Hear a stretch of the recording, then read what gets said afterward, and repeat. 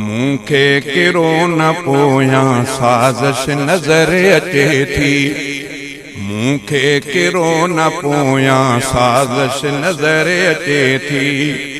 इस्लाम जे मुखालिफ़, इस्लाम जे मुखालिफ़ आतश नज़र अचे थी। मूंखे किरो न पोयां साज़िश नज़र अचे थी। मूंखे किरो न पोयां साज़िश नज़र अचे थी। इस्लाम जे मुखालिफ़ आतश नज़र अचे थी। मूंखे किरो न पोयां साज़िश नज़र अचे थी।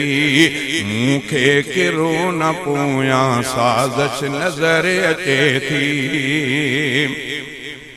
दज्जाली राह हथ सां हमवार कई वञे थी। दज्जाली राह हथ सां हमवार कई वञे थी। बदनीयती जिरथ भी निर्वार कई वञे थी। बदनीयती जिरथ भी निर्वार कई वञे थी। निफाक चाल निकरी सरकश नज़र अचे थी। निफाक चाल निकरी सरकश नज़र अचे थी। इस्लाम जे मुखालिफ़ आतश नज़र अचे थी। मूंखे किरो न पोयां साज़िश नज़र अचे थी।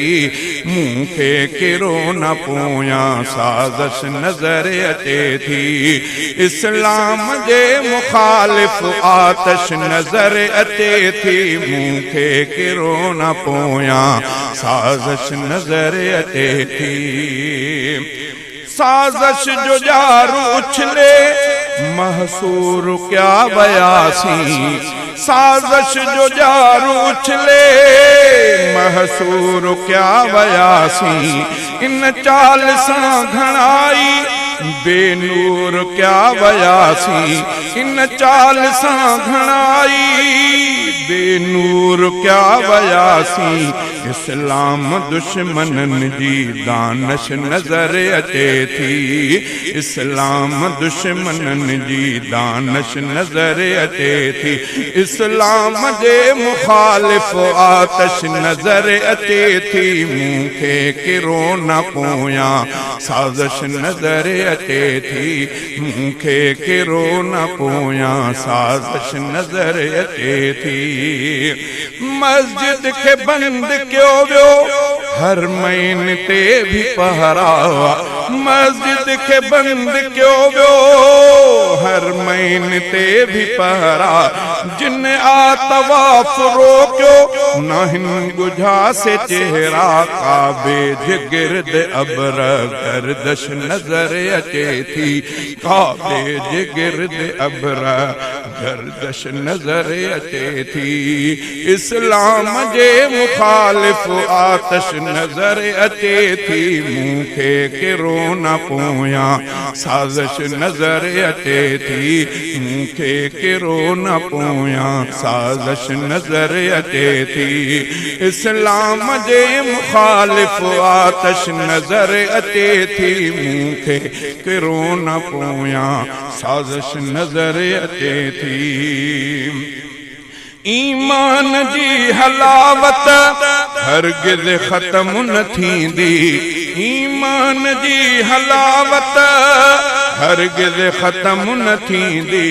शैतान छाड़ तिन खां लेकिन हज़म न थींदी। शैतान छाड़ तिन खां लेकिन हज़म न थींदी। मरदूद ख़ारिजिन जी रंजिश नज़र अचे थी। मरदूद ख़ारिजिन जी रंजिश नज़र अचे थी।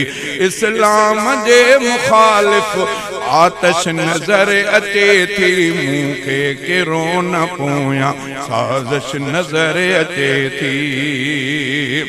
जिन ते हो भरवसो, जिन ते हुयो भरोसो, जिनखे हबीब समझो, जिन ते हुयो भरोसो, जिनखे हबीब समझो, किन तिन कई नहाल कुर्सी, जिनखे तबीब समझो, तिन कई नहाल कुर्सी, जिनखे तबीब समझो। अहले मसीह महफल में कश नजर अचे थो, अहले मसीह महफल में कश नजर अचे थो। इस्लाम अहले मसीह महफल में कश नजर अचे थी, इस्लाम जे मुखालिफ आतश नजर अचे थी। मूंखे किरो न पोयां साज़िश नजर अचे थी।